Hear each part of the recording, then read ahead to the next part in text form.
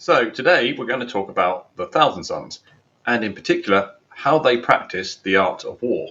So the Thousand Sons are one of the more complex legions. They have quite a strange structure, and one that is really heavily influenced by their use of psychic powers, particularly Magnus's philosophy on how psychic powers should be used, how people should train in the use of psychic powers. And because of this, they have a system of cults. Now, the cults are really specialists in certain aspects of psychic mastery. These were introduced to the Legion directly by Magnus after his time on Prospero, then took that knowledge and developed his own ideas to try and perfect the use of sorcery and psychic abilities in the most efficient and effective way. So he came up with these 5 cults, and the purpose of these cults is to be a repository of knowledge and technique centering around a particular discipline within the use of psychic powers. He had the Athenian cult, who were specialized in the use of telepathy. The Corvet were a cult dedicated to precognition, so that's the sensing of future events, and using the warp to project themselves vast distances, either within the warp itself or to other locations where they could see and observe other things. So a form of remote viewing, but even to the point where you can project your actual image into that environment and walk around, and even if you're powerful enough, actually touch and move objects in the place you projected yourself to.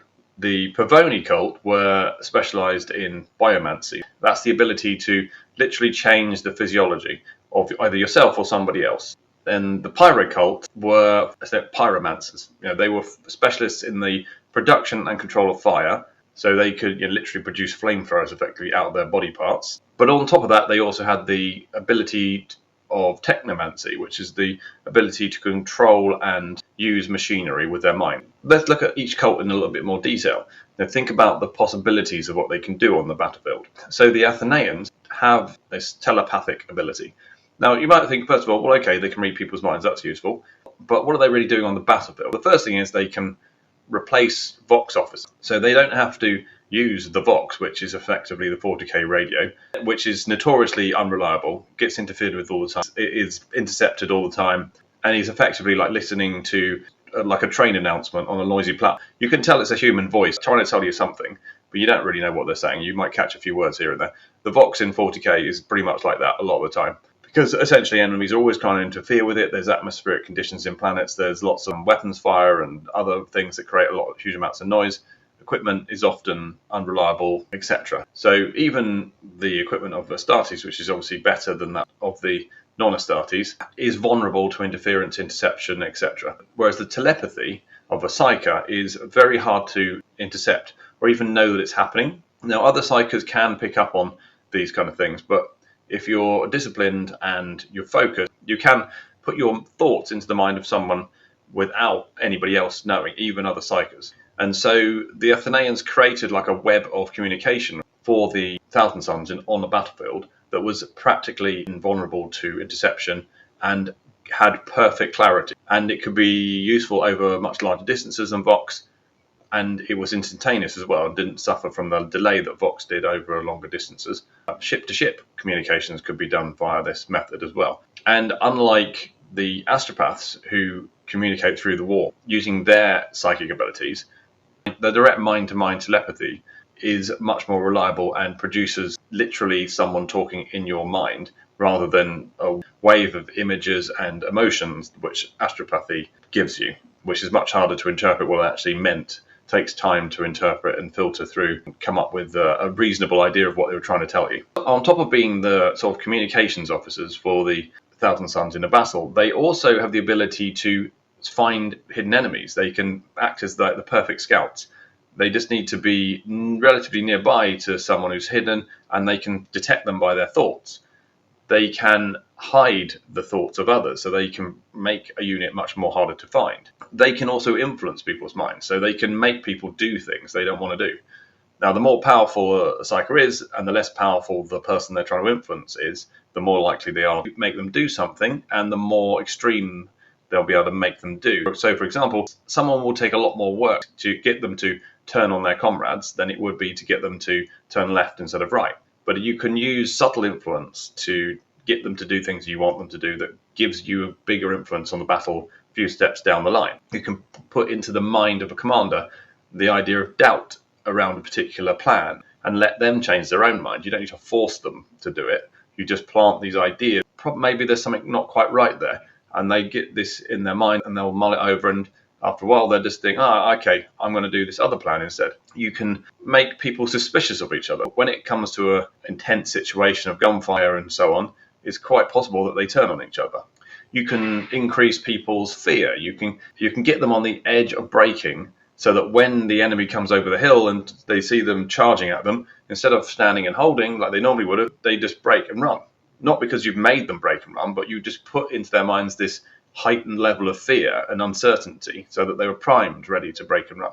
Now, if the imbalance between the psyker and the person being influenced is enough, then they can literally make someone do something, use them like a puppet, like a meat puppet, just make them do stuff by overwhelming their minds and giving them orders. And in this way, they can literally get someone to turn their weapons on their comrades, set off a grenade in the middle of the squad, drive their tank into a gun emplacement, or whatever you want them to do if you're strong enough and they're weak enough. So it's a very powerful ability, and used in the right way to attack the enemy. And it can also be used in the reverse to increase the ability of your own troop. You could bolster the morale of those troops around you, make them feel incredibly confident. So when they face that charge, they all stand and hold. You can calm their nerves. You can make them much more receptive to follow orders, so that people are never going to revolt against your orders. They're never going to question you or feel like you might not be up to the job. You've given that feeling of perfect confidence in you. It greatly increases your ability to control your own troops, greatly improves the performance of your own troops,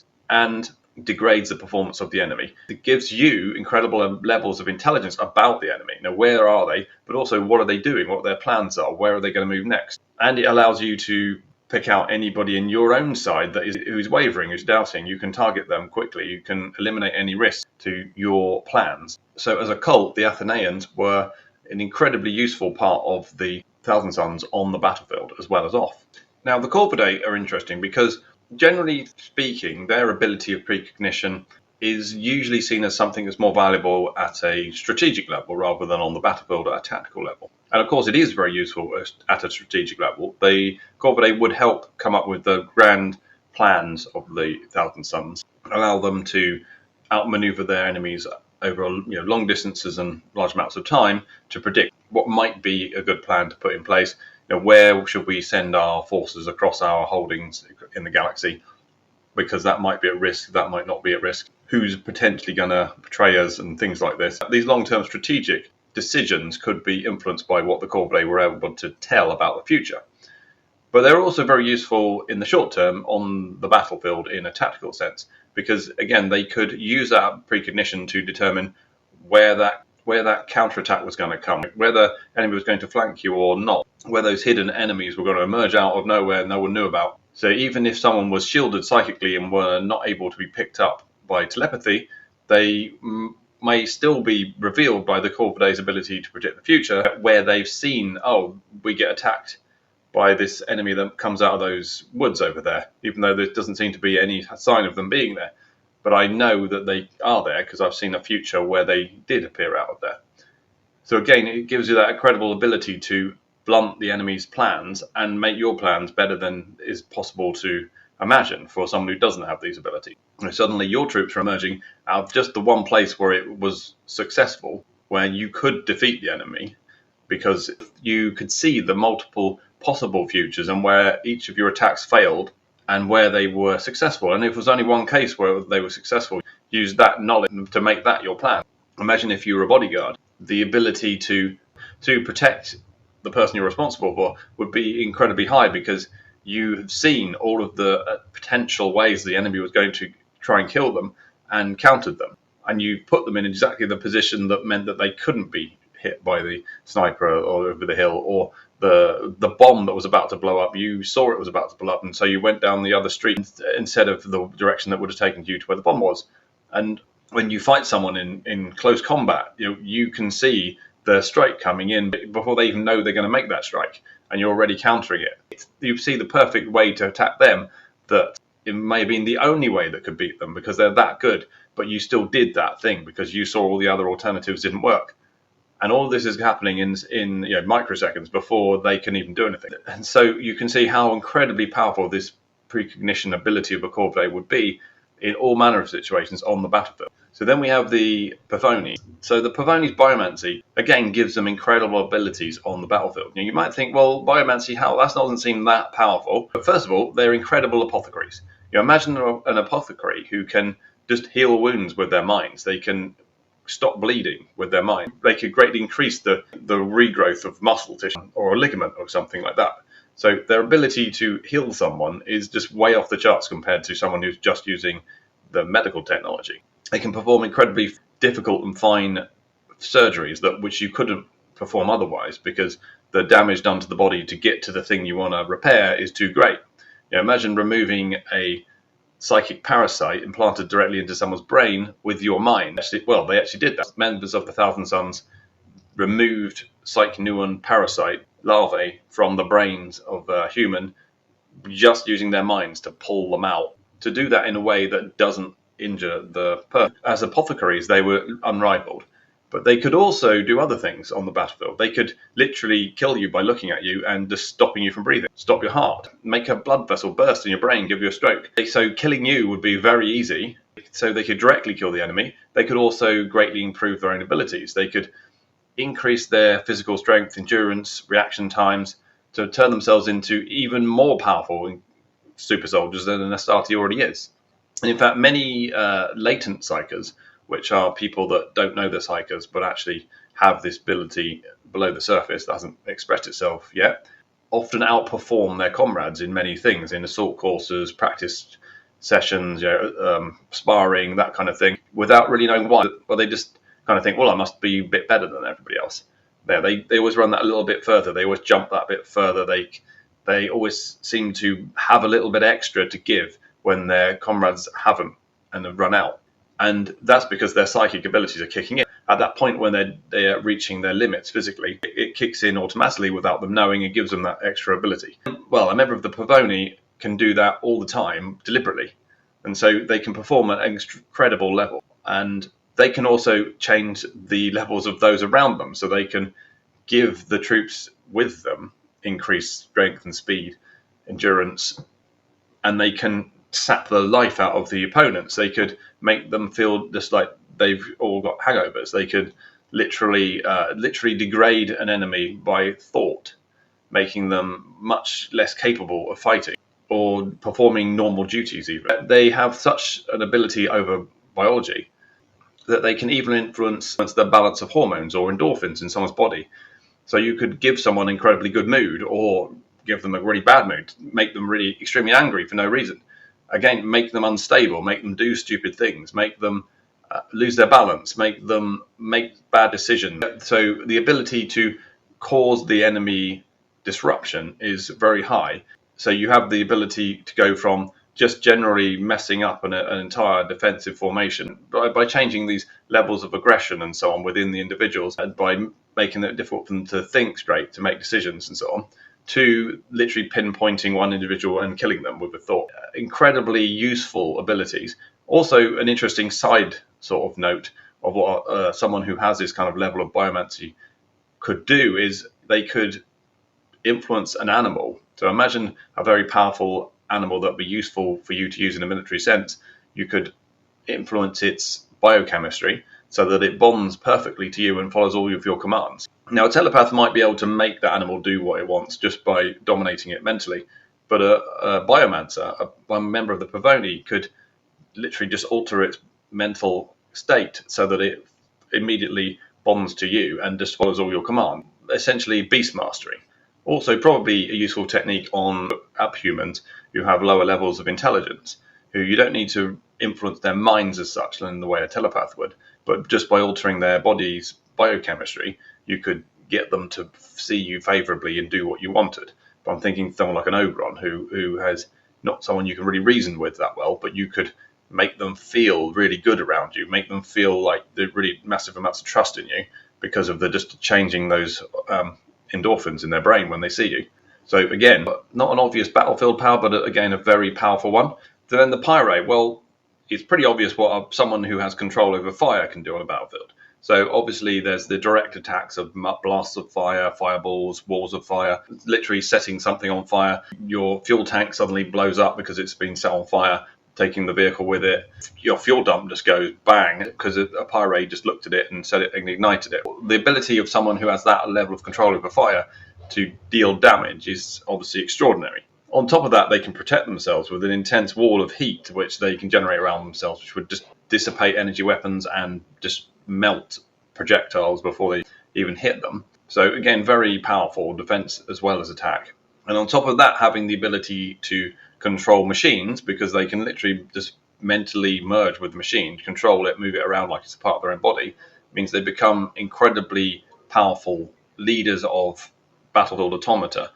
They can also take control of the enemy's equipment. They can essentially become code within the machine and change its behaviors, turn it on its masters. They're just literally just changing the commands within its system so that it does what you want it to do.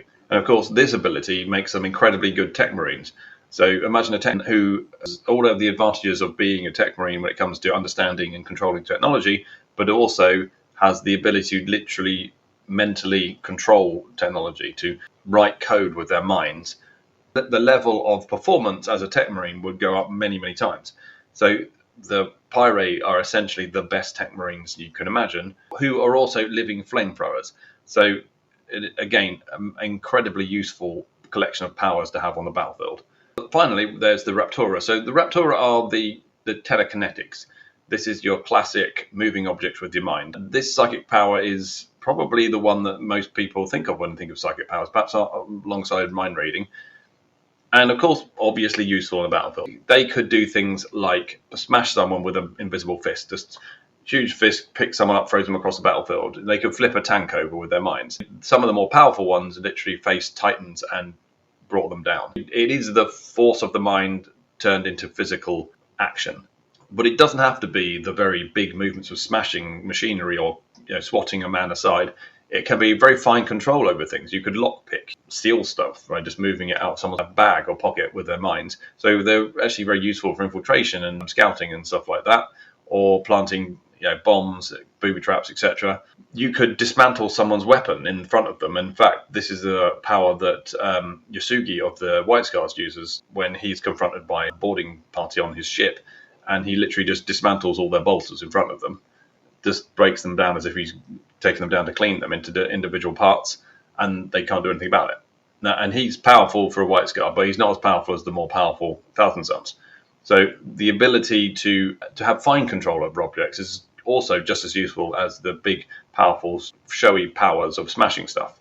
And of course, you don't need to literally dismantle someone's weapon in front of them, because that's more done for show. You could just disable all the firing pins of the squad across from you with the one thought. You could pull the pins out of all of their grenades and then they just blow up without even knowing you'd done it. You could squeeze the fuel line on a tank coming towards you so that it just sputters to a halt. You could detonate a shell inside of the tank by just whacking the back of it really hard with your mind. So the ability to physically influence things in the world obviously is a very useful power, regardless of how you use it, either subtly or blatant. It's something that really messes with the enemy's morale. If you're facing up against someone who could just stop your weapon working with thought, or just smash you into the ground with a thought, that's a pretty terrifying situation to be in. Let alone seeing someone tackling a dreadnought with their mind, or flipping over a battle tank with their mind. This is the kind of thing that breaks whole units when they see these kind of things. Now, the next level of organization to understand with the Thousand Sons, when you want to look at how they fight on the battlefield, are the orders. Now, these are three main specialist orders who have certain responsibilities that directly influence the way that the Thousand Sons fight. So the first is the Order of the Jackal. Now, these are the apothecaries of the Legion. They are responsible for recruiting and training candidates, the implantation process, etc. They kind of, in that sense, replace apothecaries in other legions and the scout companies of other legions. So members of the Thousand Sons don't get formed into one unit of scouts like they are in many of the other legions. Instead, they are apprenticed to more senior members of the Thousand Sons who train them up on a one-to-one basis. Now, this leads to a kind of a longer process. In fact, everything the Thousand Sons do is kind of more of a longer process with their candidates, which leads to many more candidates making it through, but they have a much higher standard of candidate, so it's much harder to become a candidate for the Thousand Sons than it is for many of the other legions. Because of that, the dropout rate is much lower and the deaths during training are much lower. This is mainly because Magnus's gene seed is extremely unstable and very picky. There's very few people that match with gene seed, and so you have to be extra picky when you're selecting candidates. You have to be extra careful to make this process work, and so the Thousand Sons have this more protracted recruitment and training process, which does lead to great results in the end, but it means it's one of the big factors of why they're such a small legion. Now, the Order of the Jackal are also responsible for guarding all of the headquarters of the 5 cults. These are known as cult temples, and they're essentially big pyramids on Prospero, where the cult bases itself. And because the Order of the Jackal draw its members from across all of the cults, that kind of binds the Legion together. They are responsible for protecting these cult centers. They're also members of these cults, as well as being members of the Order of the Jackal. So there's a kind of a binding effect that this has that keeps the Legion together, because the Order of the Jackal are not bound as much by the individual cult loyalties, because they come from all the different cults, and because they're responsible for the initial recruitment and training and so on. And then they're also responsible for the care of the dead after people die. They kind of bring that full circle and have that kind of overall care for the Legion and kind of guiding hand across the Legion. They're performing a kind of a role that a chaplain may perform in other legions in that sense as well. And because they're apothecaries, they're also responsible for selecting and interning people into dreadnoughts. So getting into a dreadnought in Thousand Sons is very hard because they're seen as a great honour. Now, this is so true in some of the other legions as well. Some legions actually really don't like being put in dreadnoughts because they see it as a kind of living death. Not something you want to be looking forward to or be selected to. It's kind of enforced upon you when you die. But for the Thousand Sons, it's seen as a great honour, and so the competition, if you like, for being selected is very high. So the Order of the Jackal has to make that decision about, is this person really worthy of becoming a dreadnought? And then when they decide, then perform the process of putting them into a dreadnought as well. Now then you have the Order of Blindness. Well, these are the spies, commandos, infiltrators of the Legion, and they perform many tasks that you might think of the Alpha Legion doing. So very much working behind the scenes, recruiting agents, particularly deep cover agents who don't even know they're actually agents. These are sometimes known as hidden ones. They are so deep, so immersed that they're psychically conditioned to not even know who they are or what they're doing. So they make the perfect infiltrators, this perfect deep cover agent. And the Alpha Legion do use similar types of agents, but the Alpha Legion don't have as much access to psychers as the Thousand Sons do. And in fact, I've never even heard of an Alpha Legion psyker in any of the Herald's Heresy books. They always use humans, psychers, that they recruit as agents to do their psychic work. Then you never hear of an Alpha Legion librarian. I don't know if canonically they just don't have any librarians. I haven't read anywhere that either, that they don't have librarians, but you never hear a story, including the Alpha Legion, that involves an Alpha Legion librarian. So maybe they just don't have any, but certainly they make use of psychers, of human psychers, which they recruit and use to alter the minds of their own legionaries to go undercover, but also human agents as well. And so the Thousand Sons do the same thing, except that they've got obviously a host of specialist psychers who can do this work for them. So they probably have a lot more access to creating all these deep, hidden, psychically conditioned agents. And it's believed that they exist in pretty much all of the other legions, these hidden ones, so that the Thousand Sons always have intelligence of what the other legions are doing and thinking.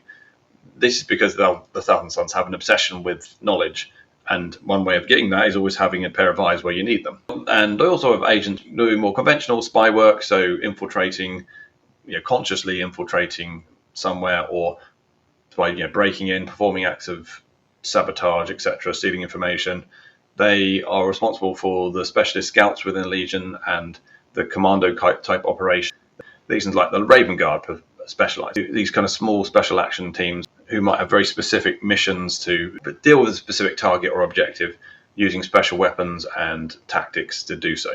But again, because they can draw members from across the cult, they have the ability to use these various psychic abilities to perform those acts. Imagine an infiltrator who can use his telepathic powers to influence a guard to leave his post, or a telekinetic who can literally open the door with their mind, a precog who can predict exactly where this special item that the enemy have hidden is actually located. all of these things come together. Even a Pyrae, yeah, you might think, well, a spy is probably not walking around flamethrowing people. They could use their ability to control machines to infiltrate the computer system of a base and extract information, shut doors, open doors, etc., doing all of the things that a spy might need to do to get into a location, get out safely, to find information, etc. And even the biomancy of the Pavoni, they can change their shape of their face to make them look like someone who's supposed to be there. So again, perfect for a spy. Your personal bodyguard turns out actually is a Thousand Sun in disguise, or one of their agents in disguise, using their biomancy to change their appearance. So in many ways, doing the kind of things that the Imperial assassins do, but using technology, they can do it with their minds. And so the Order of Blindness are incredibly capable infiltrators, spies, scouts, etc., to the level of at least the Alpha Legion and the Raven Guard and the Imperial Assassins, and perhaps beyond. Now, finally, out of the major organizations within the Thousand Suns, we have the Order of Ruin. Now, the Order of Ruin are the ones that put it all together. They make everything work together. So imagine all of those abilities. They're all pretty impressive on their own, but combine it all and have it perfectly coordinated by a genius of incredible ability, someone who is essentially the ultimate organizer. This is what the Order of Ruin do. They are responsible for the fleet, for the logistics, for the overall battle plans, for analyzing data, calculating the best next move, etc. They take all this information in and they manage that data in their minds, and they produce perfect plans. They're so good, they're almost up to the levels of Primarch. If you read any of the stories about how the Primarchs work, when they're kind of organizing a battlefield or trying to understand a battlefield, the information just kind of flows into them. They synthesize it perfectly and then just make decisions that other people just can't imagine how they're doing it. They can't contemplate the level of complexity to the decisions the Primarchs made, so they just can't keep up with them. This is what specialists in the Order of Ruin do. Now, they aren't quite at a Primarch level, because that takes another level of perfection. They're as close to it as an Astarte can get, and so they make the ultimate battlefield strategists, and so they make the best use out of each of the individuals within the Thousand Suns and any troops working with the Thousand Suns. They constantly are updating their plan based on any new information coming in.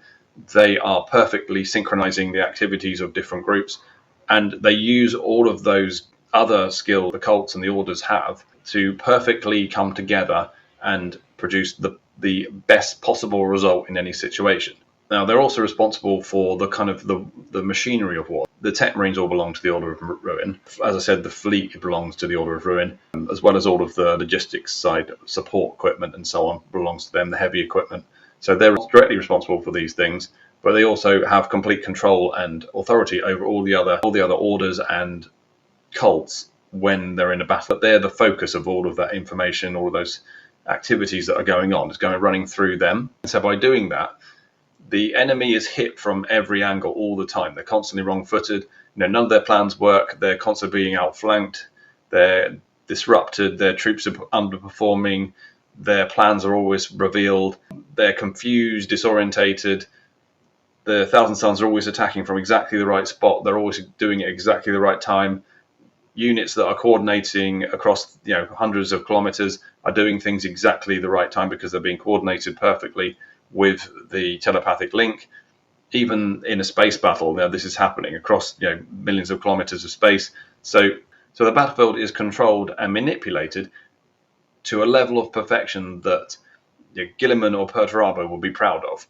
And in doing so, using these techniques, using all of these skills and coordinating them so perfectly, the Thousand Suns were able to win battles with the minimal casualties to their own side. And so although they were a very small force, they rarely suffered large casualties. They kept their casualties to the absolute minimum.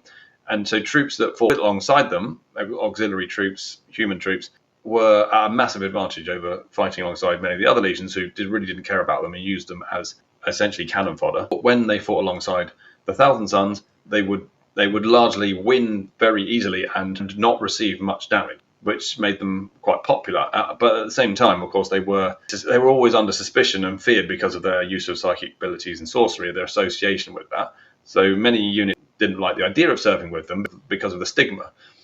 But if you actually got past that, if you were one of their chosen units, that, for example, the Prosper and Spire Guard, who were their closest human auxiliaries, then you got to benefit from all of this incredible abilities of the Thousand Sons and actually take part in them, because of course many of the Spire Guard were also powerful psychers. They hadn't been chosen to join the Legion for various reasons, but they were still excellent military officers, powerful psychers, and so they could use those same abilities because they were members of the same cults, because the cults didn't exclude people for not being Astartes. You didn't have to be an Astarte to be a member of the cult. In fact, you didn't even need to be an Astarte to be a member of the orders. So you could be deeply embedded in the orders or cults, and even perhaps quite high ranking, but without being an Astarte. You would take those abilities, those skills, etc., into your whatever military formation you were in. You happen to be in a Spire Guard regiment, then you'd use them there. The Thousand Sons had some of the most effective human auxiliaries of any of the legions because of all these benefits that they gained from being members of the cults and the orders, but also because they recruited very highly skilled individuals and treated them very well and equipped them very well. Also, because the Thousand Sons had this unique ability to control and interface with technology, they had a very close relationship with members of the Mechanicum. So they benefited from getting very good equipment. Also, because they are a small legion, they didn't need to equip thousands and thousands of Marines, so they had spare good equipment to give to their auxiliaries as well. And the equipment that their Marines did use could be the highest grade, because they didn't need to order 100,000 units or something, only a few thousand. They could order better stuff and maintain better stuff. And that's one of the ways you compensate as being a small unit. You make yourself better. Pound for pound, a Thousand Sons is simply better than any of the other legions.